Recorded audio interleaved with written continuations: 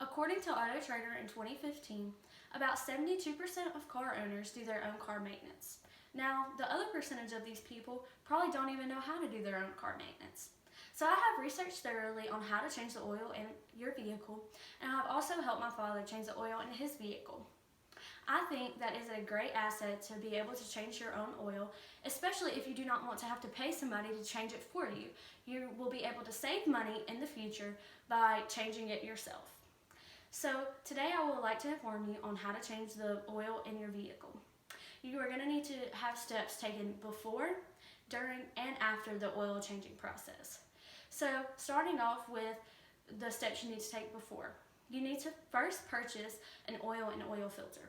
Now, according to Edmunds in 2015, you should consult the owner's manual in your vehicle to know what type and amount of oil and oil filter you need to purchase. Because if you get the wrong type of oil or oil filter, it can damage your engine and leave you in extreme debt with very costly engine prices. The next thing you need to do is gather your tools and accessories. Now, these can be anything from a jack to a funnel.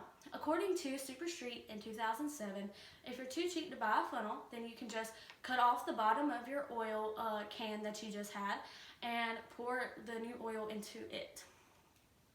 The last thing you need to do before changing the oil in your vehicle is to prepare your vehicle for the oil change. Now, according to Popular Mechanics in 2016, before you can even get to your car's oil and its engine, you have to lift your vehicle off of the ground. Now, to do this, you can use your jack, and you need to make sure that it is very safe and you are able to get under your vehicle without your vehicle coming on top of you. So you need to make sure that you correctly put your vehicle on the jack. After taking the necessary steps before changing the oil in your vehicle, you need to take the necessary steps during the oil change. So these steps include, you need to drain the old oil. Now, you need to know where the oil drain plug and oil filter is for this, because you need those two things in order to drain your oil. So according to Wonder How To in 2017, you need to know where the oil plug is, and it is almost always at the very bottom of your engine, and the oil filter is always on or near the engine. The next thing you need to do is to replace the drain plug. Now, you don't always have to do this, but it is good to, because sometimes these get messy and you just want your engine to be clean. That way it does not get messed up. So it is nice to replace these, but you do not have to every single time. The next thing you want to do is to remove and replace the oil filter.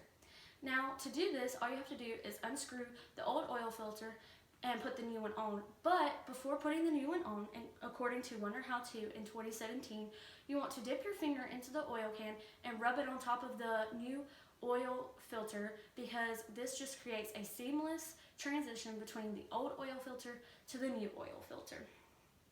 The last thing you want to do is to add in the new oil, of course. So to do this, you do it with a funnel, and you don't want to pour it in too quickly because it might get over the desired amount. But you do want to have a steady stream flowing. So just do not have too much oil going in at one time. So after taking the necessary steps before and during the oil changing process, you need to take steps after the oil changing process. Now, these steps include performing a leak check. According to Popular Mechanics in 2016, you need to check under your car and make sure there are no leaks up under your car. This just creates a safe environment for your vehicle, your engine, and other people's vehicles and their engines.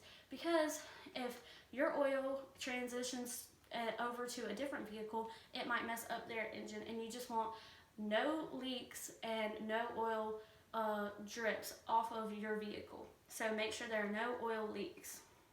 The next thing you want to do is to check the oil level. Now, to do this, you have a oil dipstick already in your vehicle. So all you want to do is dip that dipstick into the oil where you just added the oil, and make sure it is in a safe range. It will say safe range on the oil dipstick. If your vehicle has too much oil, you need to drain some of the oil back out. And if it has not enough oil, you need to add by 1/4 quarts each time to make sure you do not over add. And the last thing you need to do is to reset your oil life monitor. Now, this just tells you how many miles have been driven with this oil in your vehicle. So now that you have just changed your oil, you need to reset the oil life monitor because the miles that you have driven on this is 0. And so today I have informed you on how to change the oil in your vehicle.